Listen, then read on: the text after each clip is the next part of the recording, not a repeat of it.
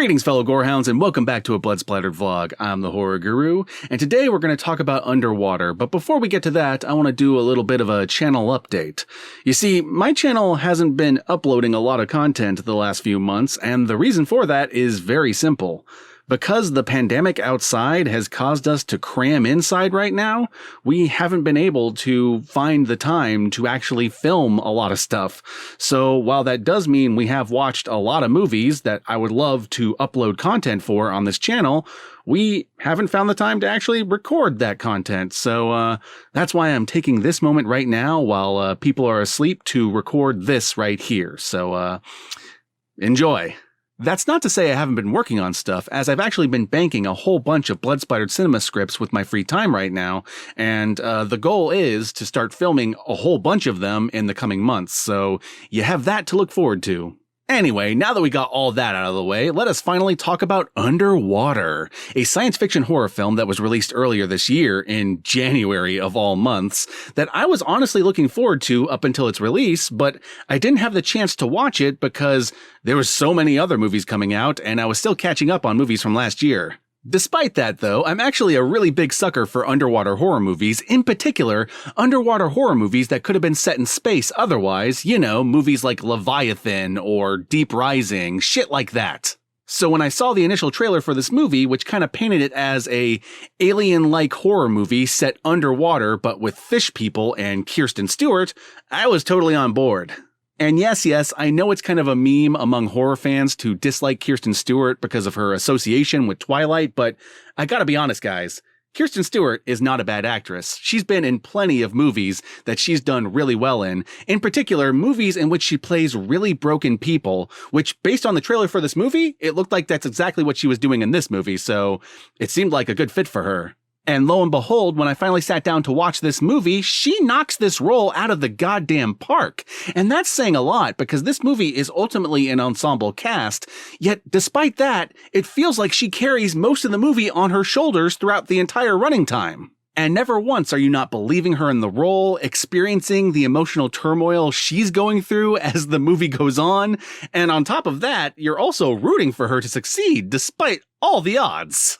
But enough about Kristen Stewart, because the real question is, how does this movie hold up as a horror movie? And I'm here to tell you, it really fucking holds up as a horror movie. Number one, if you're not scared of the fish people that are swimming throughout and picking off characters one by one, you're definitely going to be scared by the claustrophobic nature of the vessels that they're in throughout the movie. And holy shit, I was getting Descent vibes throughout this entire movie. Like, if you've seen The Descent, that movie has monsters too, much like this movie, and the monsters are indeed scary in that movie, but the real scary shit in that movie is being trapped inside those caves in those really tight, dark spaces with nowhere to go and no clear way out.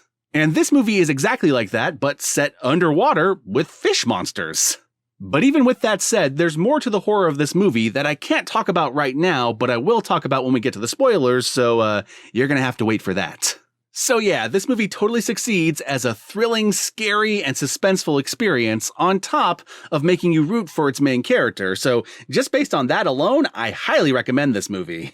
That being said, I do have a couple minor criticisms of the movie. Number one being that there are sequences throughout the movie that are incredibly dark and kind of murky, which makes sense. They're underwater, so that is totally realistic. But it does mean that there are times where you find yourself going like, what is actually going on in this scene? I kind of wish I had a better view of it because not having a view is kind of cutting into the tension as opposed to adding into it. With that said, though, there's only a couple of those moments throughout this movie, and you usually do find your bearing eventually in those scenes, so it's not like you're completely lost throughout. It's not a deal breaker in the slightest. But just a couple times, I wish I could have seen what was going on there just a tidbit better. And my second criticism of the movie is I really wanted more of something that happens way late in the movie and is actually a big-ass spoiler, so I'll elaborate on that in a little bit.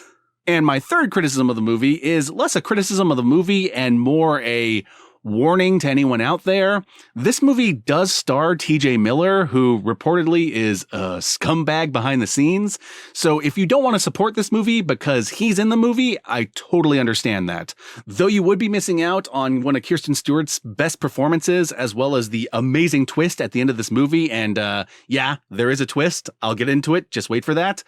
I do understand that what TJ Miller is accused of might take precedent for some people, and that's totally fair. Anyway, my fellow gorehounds, Underwater is a fun, tense thrill ride of a movie that wears its influences on its sleeve. There's a little bit of Alien in this, there's a little bit of Poseidon Adventure in this, and other underwater movies are also clear inspirations.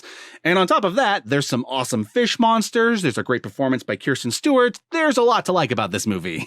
So with that said, I'll include an Amazon affiliate link in the description below. And remember, if you click that link and buy or rent the movie with that link, then I will get a kickback from it. And so I guess there's not much more to say other than to go to the spoilers. So here are the spoilers. All right, so I'm going to warn you right now that I'm about to spoil one of the big twists of this movie, so if you don't want it spoiled and you're already sold on the movie, go watch it right now and then come back and finish this vlog, because this is a big spoiler, and it wasn't revealed in any of the trailers, and there's more that happens in this movie than you expect. Okay? Okay, all right, here we go. So the big twist at the end of this movie is that the fish people that have been unleashed as a result of the main characters drilling into the ocean floor, it turns out they're not the main source of horror in this movie, even though they're throughout the movie.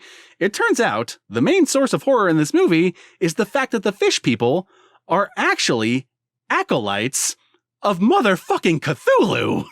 I'm not joking, I'm not exaggerating. At the end of this movie, it is revealed that they are all spawn of Cthulhu that are coming off of his body, because Cthulhu is in this movie. He's this big fucking hulking monster that at the end of the movie, Kristen Stewart has to face off against.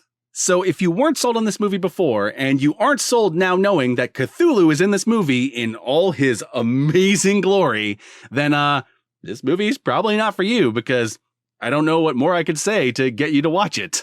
Which leads into my other criticism about wanting more of something in this movie. Well, needless to say, I wanted more fucking Cthulhu. Like, what we got was perfect and amazing, but I wanted more, man. I want a sequel to this movie where Cthulhu goes on a fucking rampage. Like, just bring it on. I'm all in. Hell, give it another sequel where it fights Godzilla, and then I'm totally in.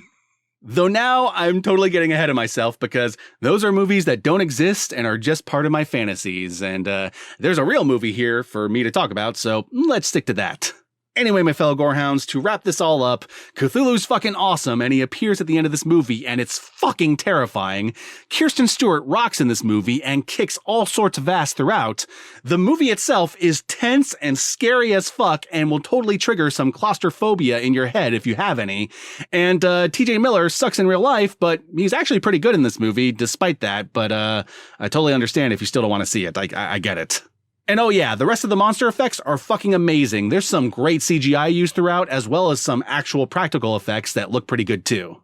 I'm not going to tell you what happens to Cthulhu. I'm not going to tell you if Kristen Stewart survives or defeats it, but I am going to tell you that the ride getting to the end of this movie is one hell of a ride. And with all that said, my fellow gorehounds, be sure to like, comment, and subscribe, and don't forget to ring that notification bell so that you're notified of my videos immediately upon their upload. And if you would like to help out my channel more directly, be sure to check out my Patreon page, which I'll also link below. And remember, if you decide to go the Patreon route, even $1 a month can go a long way. And with all that said, my fellow gorehounds, I've got some more scripts to write and some more movies to watch and maybe some more vlogs to record. Here's hoping. And I'm gonna go do that. So peace out, and if you've seen this movie, comment below with what the fuck your reaction was when Cthulhu showed up, because holy shit, I lost my goddamn mind. Peace out.